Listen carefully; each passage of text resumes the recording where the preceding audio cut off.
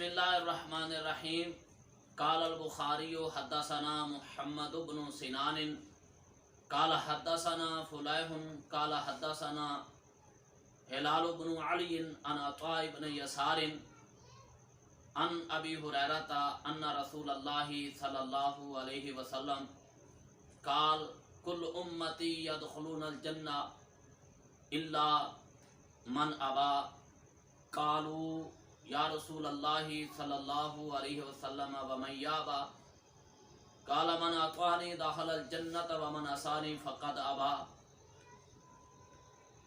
دین اسلام کتاب و سنت کے مجموعے کا نام ہے۔ اہل اسلام کو اس پر عمل کرنے کی دعوت دی گئی ہے۔ دین اور دنیا کے تمام امور کو کتاب و سنت کے تناظر میں دیکھنا ضروری ہے۔ آج امت مسلمہ کے افتراق اور انتشار کا سبب کتاب و سنت سے دوری ہے۔ آج امت مسلمہ میں شرک بھی ہو رہا ہے اور بدعات بھی ہو رہی ہیں۔ بدعات کو سنت سمجھا جا رہا ہے، سنت سے دوری۔ ہر وہ نیا کام جو سنت سے ثابت نہیں، آپ صلی اللہ علیہ وسلم سے ثابت نہیں، اس کو دین سمجھا جا رہا ہے۔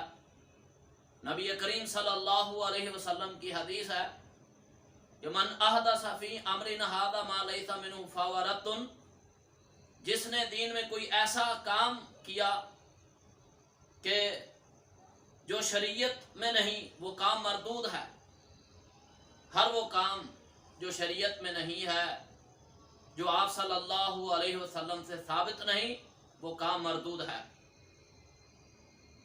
امت مسلمہ کی کامیابی، کامرانی اسی میں ہی ہے کہ وہ نبی اکرم صلی اللہ علیہ وسلم کی اتباع کریں، پیروی کریں، کیونکہ نبی کریم صلی اللہ علیہ وسلم نے فرمایا کل امتی یدخلون الجنہ، کہ میری ساری کی ساری امت جنت میں جائے گی مگر جس نے انکار کر دیا۔ صحابہ کرام رضوان اللہ علیہم اجمعین نے کہا کہ اے اللہ کے رسول، وہ کون ہے کہ جو جنت میں جانے سے انکار کر دے؟